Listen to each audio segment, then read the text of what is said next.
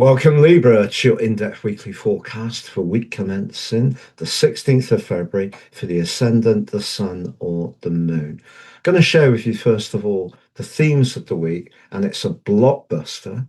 Then on screen, you can see all those planetary positions at the start of the week. What do they mean?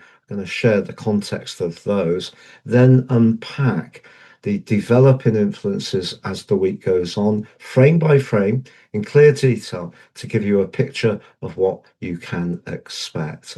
I'm astrologer Patrick Arundel. A very warm welcome. If you're new here, please help the channel to continue to thrive and subscribe. It's a week when we have a solar eclipse in your fellow air sign of Aquarius for the first time in 8 years. And a solar eclipse provides a backdrop energy for the next 6 months. But it's also so late in Aquarius, it's clashing with the restless energies of Uranus, which has been in Taurus all but for 4 months for the last 7 years. What's the significance? But on Wednesday, the sun then moves from Aquarius into what is for you the practical sixth house. And that's where your ruler is at the start of the week, Venus, along with the North Node, the point of destiny, but the energies of Mercury, which is very practical in the sixth house. Now, Mercury is going to be forging a delightful link to Jupiter in the early part of this week, and that does provide an opportunity, which I'll share with you, along with a lovely angle between the Sun and Chiron. But by the end of the week, it is Saturn and Neptune coming into an exact conjunction for the first time in 37 years, but this time in Aries, right at the start of the Zodiac's journey. And the significance of that is incredibly powerful for your sign in particular.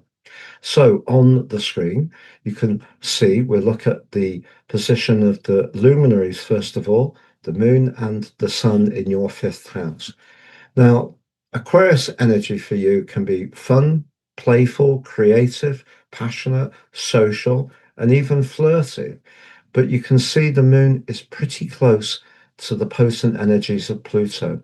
If there are any politics around the things that you do express yourself around or around your love life, they could come up at the start of this week. Later on, the moon moves forwards and combines with Mars. Now, that is an intriguing influence because it can make us very restless, but with Mars in the fifth house, that's very much a doing energy. So the moon may be almost clinging on to the back of Mars to keep up, but you might find that you do feel a little unsettled, if excited, as we go into that eclipse. But let's just look at a couple of other things in the chart too. The position, not least, of your ruler Venus in the practical sixth house, but in, for you, the very creative Pisces, where Venus loves to be. She's exalted. Mercury in the sign of Pisces, not at its best, but it can help you to be very precise with things in house six. But there's that square between Uranus and the sun at the start of the week, which will be activated by the solar eclipse on Tuesday. But there's that lovely link between Chiron and the sun. So if there is a relationship you're enjoying at the moment, it could be with a friend. It may even be with your kids if they're doing things that are demonstrating their flair and talent. That can be very heartening. That link between Jupiter and the sun, however, if you are getting to know someone and the relationship has a good vibe about it, it may prove to be very healing. But in terms of the most visible planet in your chart, it's Jupiter. And Jupiter in the 10th house, as it has been for you for some months, but has also been in retrograde, has been pushing you since the end of May to seize your moment in the spotlight. But initially it was conflicted by the energy of Saturn. So it didn't really start to kick in a positive way until we got to around about October, November. But Jupiter forges a very strong link with Mercury. So if you're doing a presentation this week, you're having an interview, you're pitching for a new position, you're talking about maybe a contract, I think that's very helpful to you indeed. So those are the the outstanding details of your situation, but we haven't yet talked about the planet which is closest to an angle, and it is actually Saturn. So it really is a new dawn for you as far as relationships are concerned, because that part of you that can be very giving, very understanding of other people's needs, a great diplomat, you're going to be pushed over the next couple of years to be stronger about setting your boundary. Or if there are relationships that you're enjoying, make sure they are ones where the other person is as committed as you. But Neptune also is saying it's important to maintain a degree of sensitivity and atmospheric appreciation around all sorts of relationships. So that takes us to that solar eclipse on Tuesday. And the sun in the square, it will be by then 28 degrees, nearly 29 in the square with Uranus. So if there is a situation that feels heavy and closed in, it may be because someone's being a bit controlling or possessive, an ongoing relationship perhaps. I feel that over the next half year, a part of you may want to reclaim your personal agency, and Saturn will give you more confidence to do that. But by the time the sun moves on Wednesday into the sign of Pisces, that's very much a part of your journey through the year that's to do with details, structures, obligations, and responsibilities. But you have put a lot of effort into that area over the last couple of years with Saturn in Pisces. But now I feel with the sun's arrival, you can achieve an outcome for the application and perspiration you show. So some good news is possible around a job. Or if you have been enjoying doing something that's making or creating, your passion for that can really start to take on more of a form, which gives you a great sense of personal satisfaction. But by the end of the week, we cannot deny that Saturn in a conjunction with Neptune is incredibly important. The last time this will have happened would have been 29 and a quarter years ago. If you think back to then, if you're old enough, there may have been something that happened then that was very symbolically powerful around a relationship.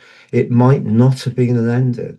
It could have been a time when you had children. It may have been when you started a career, had a formal business partnership. But it might also be where you became more conscious of what the politics were of the give and take in all sorts of situations. Because I think over recent years, there's been a lot of sacrifice for you, and it hasn't felt at times that other people have appreciated how much commitment you have shown. So, to recap, the new moon, the solar eclipse, and the energy of Pluto and Mars can see you very passionate about your talent, possibly very passionate about someone you're drawn to. But just be aware if there are any complex relationships which are stopping you demonstrating your individual genius in the way you would like, that may be something that Uranus can give you the astral tools to create an exit from over the next 6 months. But with the sun moving into the practical sixth house midweek, all the hard work of the last couple of years, you can start to see how much progress you're making in a tangible way, which can be very gratifying.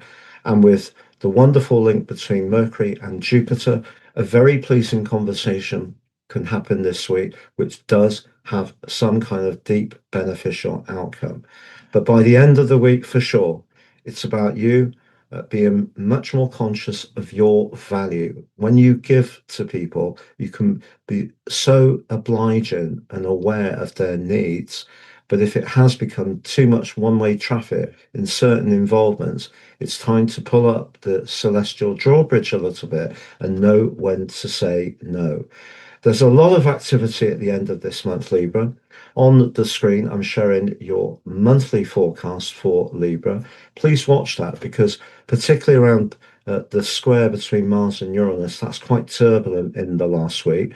But there is a bonus. Venus, your ruler, forges a beautiful link with Jupiter as the month comes to a close. And that's something I'd love you to check out too.